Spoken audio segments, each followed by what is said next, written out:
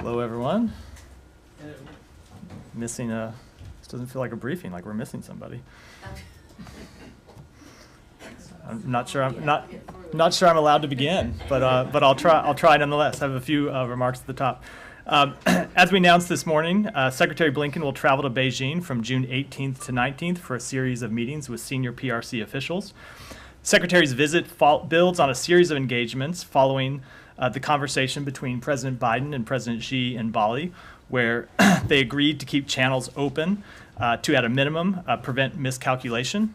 And it follows the work we've done since the outset of this administration to strengthen America's ability to outcompete China, including historic investments at home and alignment with allies and partners abroad. Work that will continue. Intense competition requires intense and tough diplomacy to ensure that competition does not veer into confrontation or conflict, and that's what we intend for this visit. We have three objectives for the visit. First, the Secretary wants to establish communication channels that are open and empowered to discuss important challenges, address misperceptions, and prevent miscalculation, to manage competition between our two countries. Second, as he always does, he will stand up and speak out for our values and our interests. He will raise clearly and candidly our concerns on a range of issues, and he will also discuss a host of regional and global matters. Third, he is committed to exploring potential cooperation on transnational challenges when it is in our interest, in areas such as climate and global macroeconomic stability. We also hope to discuss ways to increase exchanges between the American and Chinese people.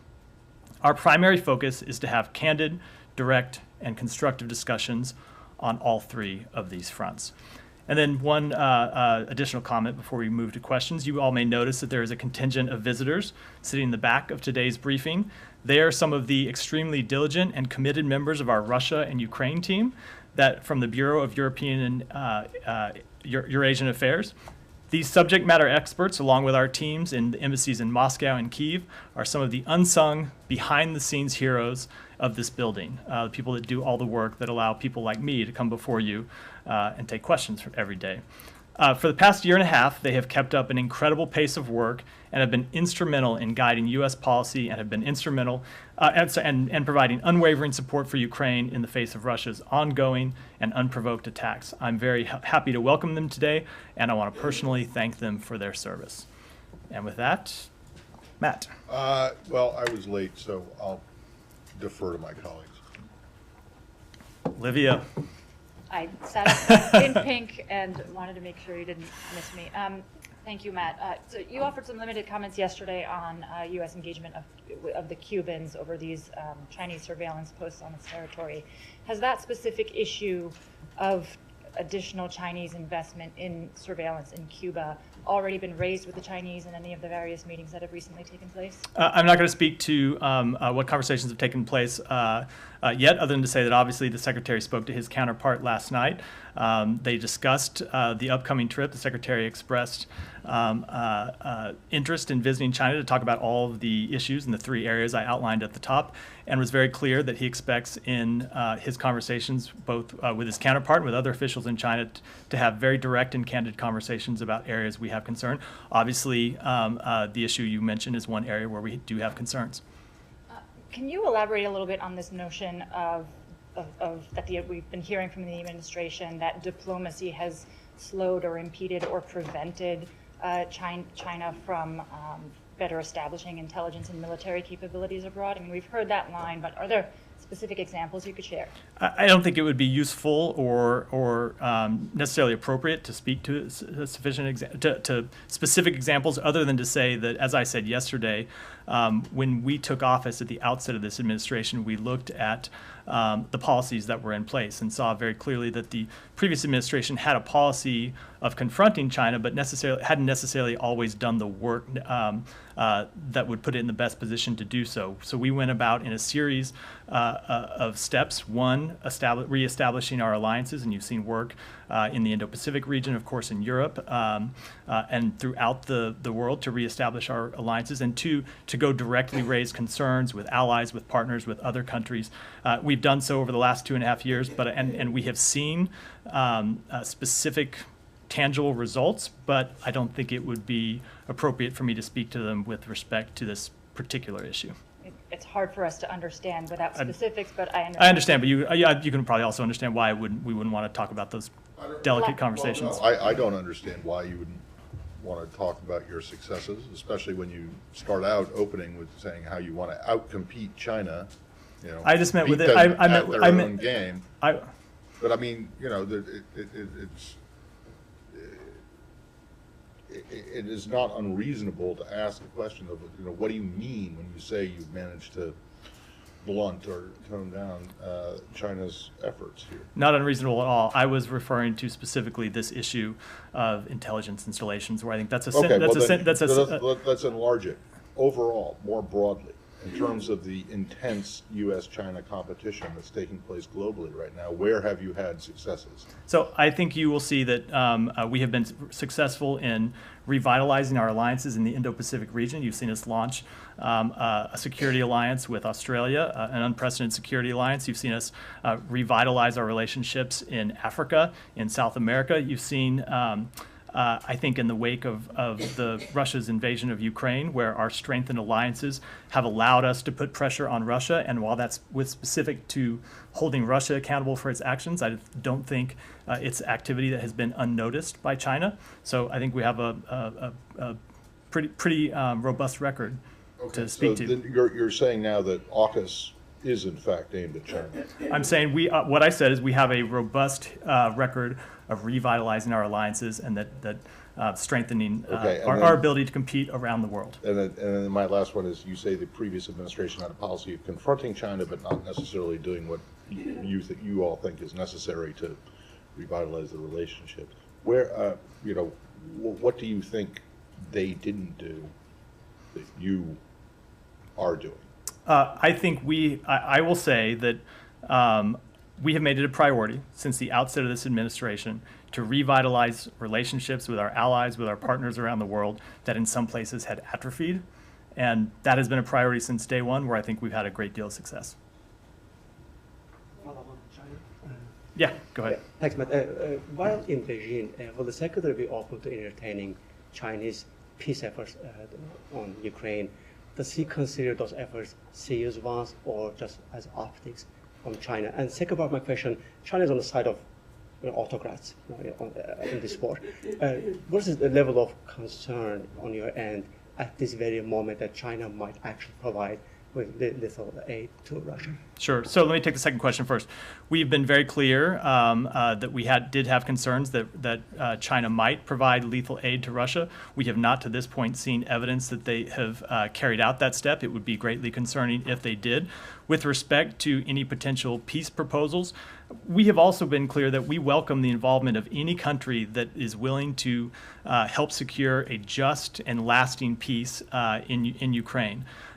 China has said that they are interested in pursuing peace, but they've also been closely aligned with Russia since the outset of this war. So if China is serious about pursuing a peace that respects Ukraine's sovereignty, that respects Ukraine's territorial integrity, of course that would be important and that would be useful. I'm sure that this will be a matter of conversation during the trip.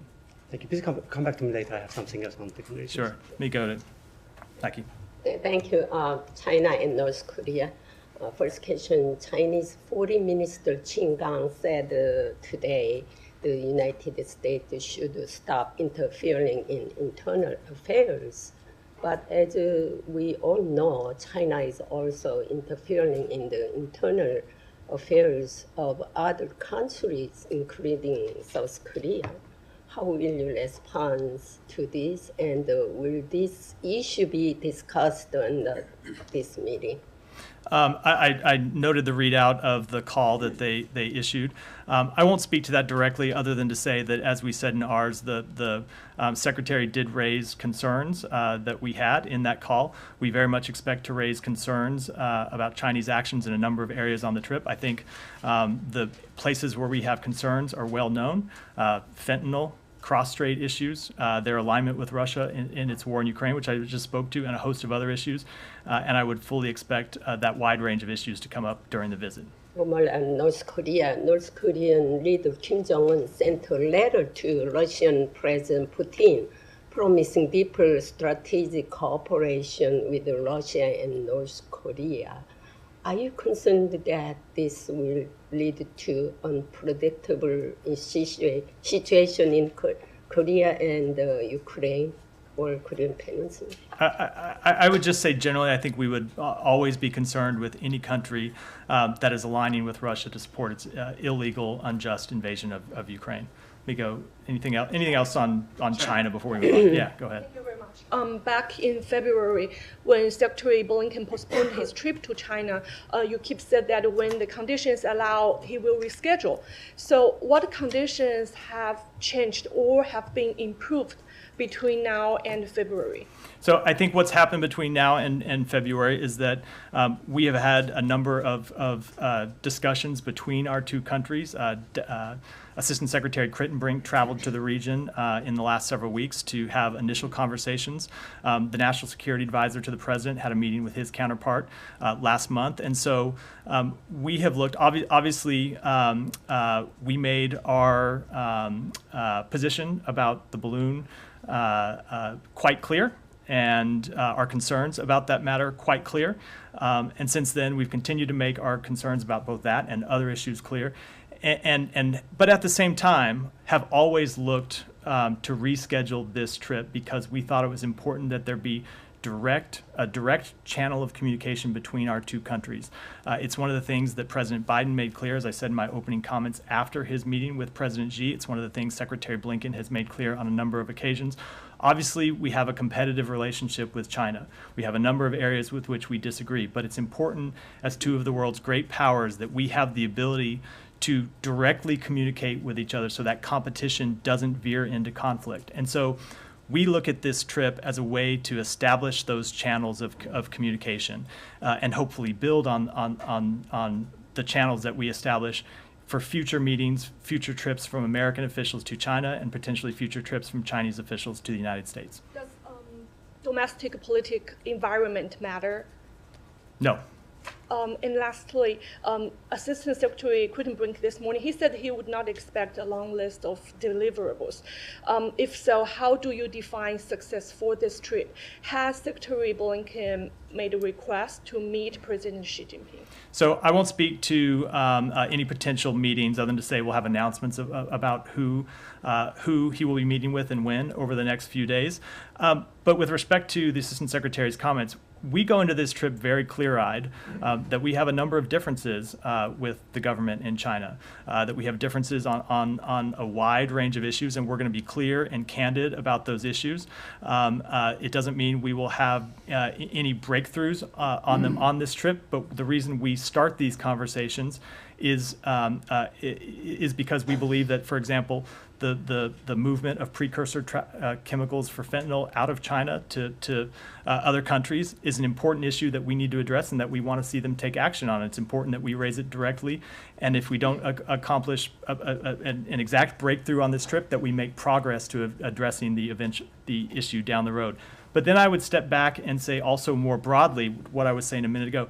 It's important just that we have these lines of communication as two of the world's great powers to make sure that as we're watching each other and watching steps that we take, that there's no miscalculation on either side about the other's intentions, that when we have issues, we can raise them directly with each other so misunderstanding doesn't veer into dangerous miscalculation. So I know you're not, is it China question? Not I'm China. going to try to stay on question. Yeah, Not go ahead. China. Before I'll come to you, but let's just finish China first. I'm here. Just one more China question. If you could provide us with an update on the status of those who we have determined to be wrongfully detained American citizens in China. I understand Ambassador Burns had the opportunity to meet with some of them earlier this year. Was that the last time the U.S. was afforded access, and is the Secretary expected to raise their cases when he meets with officials this week? I'm not aware of any update with respect to meetings with them. I'd be happy to follow up on that and see if there's been any meetings since the meetings that Ambassador Burns had. I will say that with respect to detainees held in any country, that the safety and security of American citizens abroad is the Secretary's top priority, and that he raises it with foreign officials in all of his travels. So, China? Yeah, go ahead. Thank you. Andrew Thorburg with Epoch Times. I actually had a question on those non-deliverables. So Jake Sullivan said last week that the U.S. would pursue nuclear non-proliferation talks with China without precondition. Does Blinken have any plans to broach the topic of China's nuclear modernization program and its expansion? I'm not going to read out the specific comments that we expect to raise in the meetings before we have them, other than to say that, as I said at the top, we have a number of issues of concern. We have other issues on which we think we can cooperate, and we will raise a wide range of topics with the Chinese officials. Do you believe that nuclear non-proliferation is I'm not. one I'm of those just. areas I'm that just you not. can't I'm cooperate? just not going to read out a meeting before it happens. Yeah. Go ahead. Yep. NBA basketball player, American citizen Enes Kanter Freedom, in an interview for the Pavlovic Today, told me that President Erdogan has placed a bounty on his head. Furthermore, Freedom went on record to state that as an American citizen, together with the members of US Congress, he has been trying to reach out to the State Department and Secretary Blinken, but they didn't receive any response. What steps is Secretary Blinken taking to address the bounty with President Erdogan, if any? And when do you expect the bounty to be removed from the head of the American citizen? So I'm not aware of the, as you said, it was a letter that was sent to us. I'm not aware of that specific letter. Let me take it back and follow up with you. Saeed, now that we've moved off of China. Switching to the Palestinian issue, it seems that Israeli soldiers will not be indicted or charged for the death of a Palestinian American, 79 years old, specifically the Hatziyat Haradim battalion, which is really notorious, known for tormenting Palestinians and popping up anywhere in the middle of the night just, to exercise their authority. I wonder if you have any comment on this. Sure. What I will say is that, as we've previously stated about this case, that we expected a thorough criminal investigation and full accountability. We have been clear about our deep concern on the circumstances surrounding Omar Assad's death and the need for such accountability. Israel itself stated that the incident showed a clear lapse of moral judgment and a failure to protect the sanctity of human life.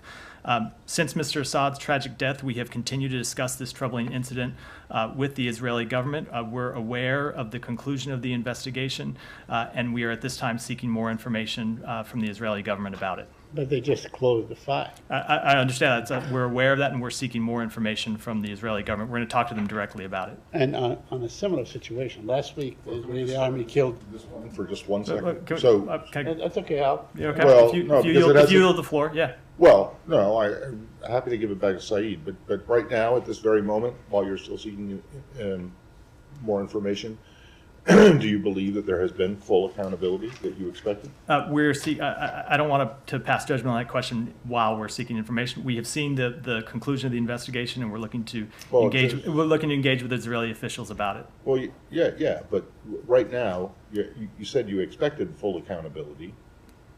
Have you seen it so far? We want to engage with them further about the outcome of this investigation before making any further pronouncements. So let me just follow up. It's been 18 months, just to know. Last week, the Israeli army killed a 2-year-old boy. And at the time, they said they were returning fire. Well, today, the Israeli army said that the other person that was perceived to be a terrorist is also an Israeli soldier. Should someone pay the price for this? I mean, isn't this just so outrageous that they kill a 2-year-old boy? Let me say that we express our sincere condolences to the family of the child who was tragically killed. We understand that the Israeli Defense Forces have concluded a probe into the incident, and we're looking into the outcomes of that probe. They said it was another Israeli soldier. There was another Israeli soldier who was perceived or thought to be a terrorist. Yeah, and I will say we express our sincere condolences, and we always urge investigations into any operations that result in civilian casualties. And one last follow-up on my question yesterday on the embassy. Has there been any, I think the committee met, or what did they conclude? Which area is going to be allotted for the embassy? So all I will say about that is that the United States hasn't taken any decisions at this point on which site to pursue. There are a number of factors, including the history of the sites, that will be be part of our site selection process. Yeah, go ahead. Come to you next, Jenny. On Yeah. Lebanon, do you have any comment on the latest failure to elect a president, and more specifically, are you exploring any actions, sanctions or otherwise, against officials or Lebanese leaders who've obstructed this? I don't want to comment on any future actions we may or may not take. I will say we welcomed the vote yesterday, but are concerned that members of parliament left the chamber to prevent further rounds of voting to deny a quorum. After more than 7 months without a president, the Lebanese people deserve more than a single vote. We believe, as we have said before, that they urgently need a president who can enact reforms to unlock IMF support. And for this to happen, Parliament must continue holding electoral sessions in the coming days and weeks to get that job done. So, your specific response is you're concerned, but are you having any engagements to try to sort of help unblock that situation? I will say, so we have been engaged on this issue for some time, but ultimately, this is the political paralysis in Lebanon is an issue that that Lebanese leaders must resolve. That's why we've urged them to continue to meet to work on this. They've been stalemated for some time. We believe that Lebanon's leaders and their elites must stop putting their own interests and ambitions above the people of their country. Jenny, next. I told Jenny I'd come He here wants next. to follow up on Lebanon. Yeah, if you want to follow up, go ahead. Such comedy On among Lebanon? the We're all the so room poli- today. We're all so polite. It's Yes, okay. right. Yeah. Cordial. Okay. Also, there was a conversation between Assistant Secretary Nuland and the head of the Parliament, Nabih Berri, and so on and so on. Is there any kind of assessment as to what may come next after this conversation? No, I mean I think that's an issue for political leaders in Lebanon to speak to. I would just reiterate our position that we think it's important that they continue to work to break this deadlock. On Iran, would you still describe the State Department position on the nuclear deal as it being not on the agenda right now? I would say that, as I said yesterday, rumors about a nuclear deal, interim or otherwise, are false and misleading. Our position on the question has not changed.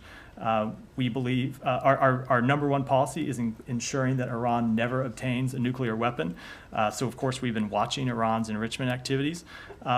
We believe diplomacy is the best path to help achieve that, but we're preparing for all possible options and contingencies. But in months past, you've said it's not on the agenda for discussion. This building has said that repeatedly. Is it now back on the agenda? I will say we have at all times believed that diplomacy is the best path forward. At the same time, we are not naive about Iran's ambitions and Iran's activities, but we have always believed at every step of the way that diplomacy is the best path forward for preventing Iran from obtaining a nuclear weapon. But for the United States, all options are on the table. And then on the issue of the detainees, are they being approached separately from the nuclear deal, or have they now been linked? I will say with respect to detainees, it continues to be one of our top priorities. I unfortunately don't have an update to share about the status of detainees. We remain committed to securing the freedom of all Americans held overseas, including in Iran, and once again call on Iran to release any detainees. Also on this issue, Axios reported that they quoted actually Benjamin Netanyahu as saying he would be fine with some sort of an interim agreement. Would that in any way influence your thinking? I don't want to speculate about an interim Have you agreement seen that the I just report? said Have you minutes seen the ago does report? not exist. Have you seen the report? I have seen that report. Okay, all right. Yeah. Go ahead. Yeah, back to sanctions waiver topic we discussed yesterday. Has there been any U.S.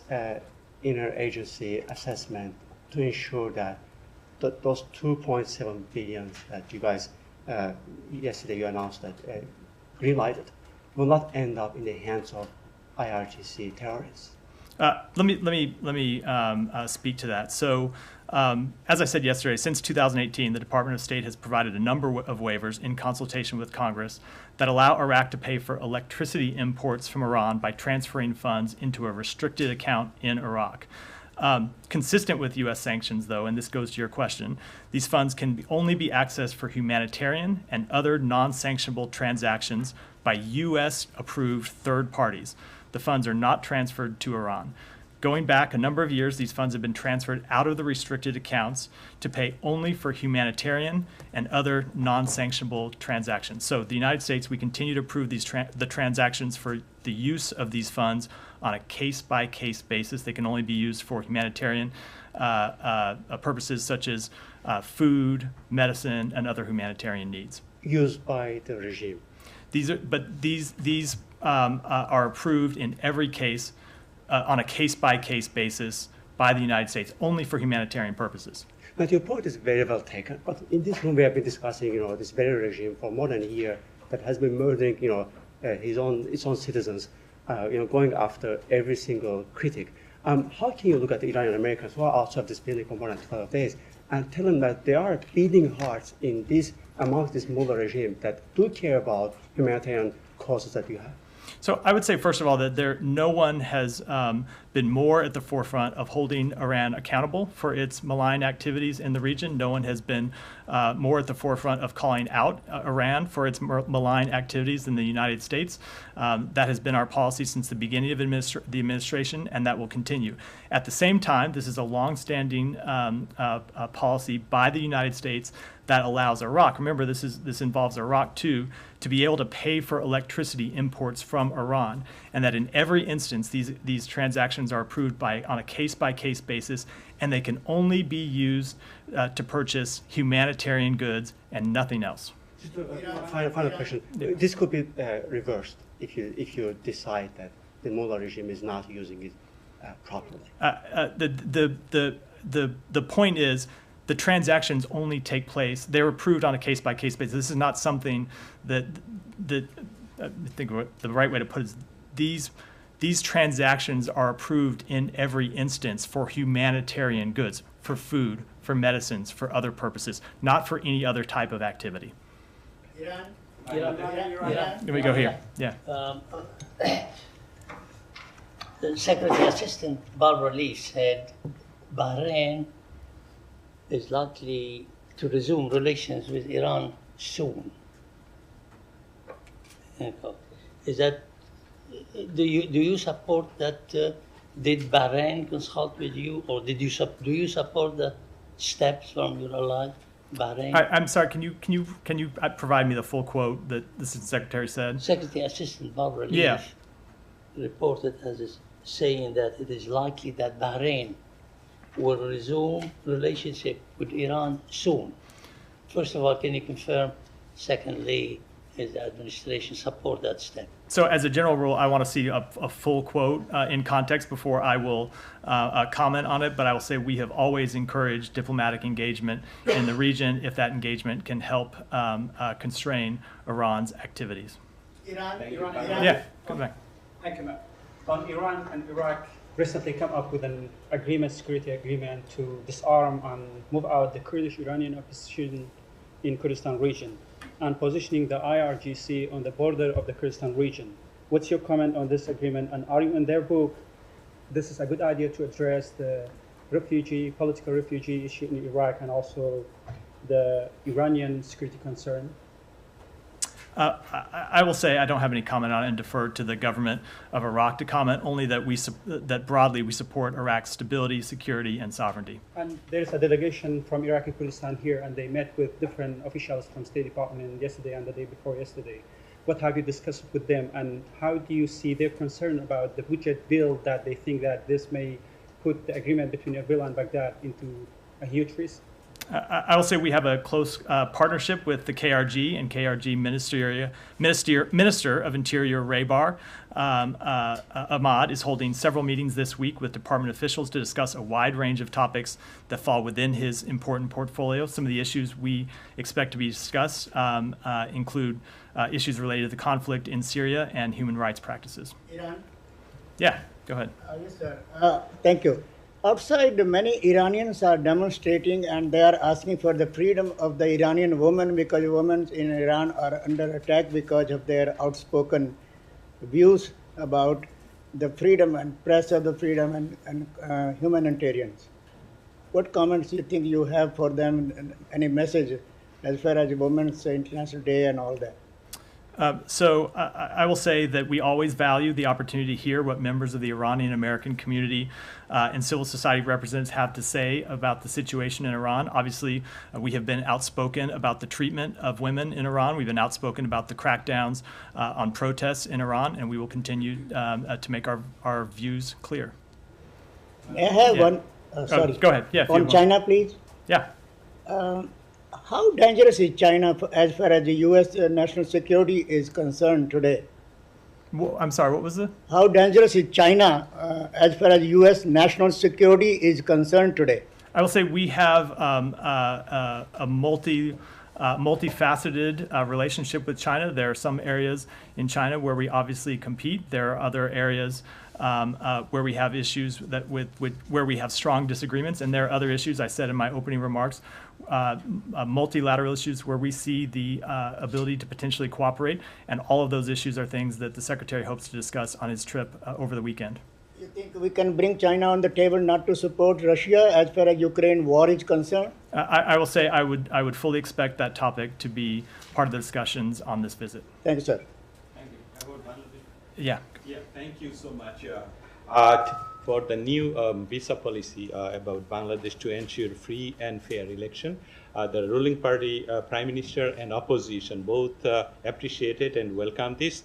Just to make here one fact check that opposition party General Secretary Fakhrul Islam declared day before yesterday there will be no election in BD in Bangladesh without any caretaker government. Could the statement by BNP General Secretary Fakhrul Islam suggesting that election will not take place without a caretaker government in Bangladesh be interpreted as an indication of potential obstruction of election in accordance with the U.S. visa policy for Bangladesh? I don't want to speak to that specifically, other than to say that the United States is committed to the promotion of democracy and fair elections all over the world. That, of course, includes in Bangladesh. Democracy is the most enduring means to advance peace, prosperity, and security.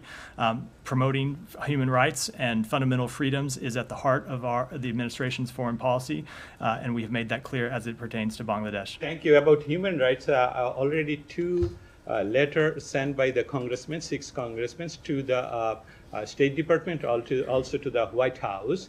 And of course, about human rights, that is a fantastic job that they are doing. Is there any way that the State Department do the fact check what's really going on in Bangladesh in that matter? What is on their letter? I'm not familiar with the letter.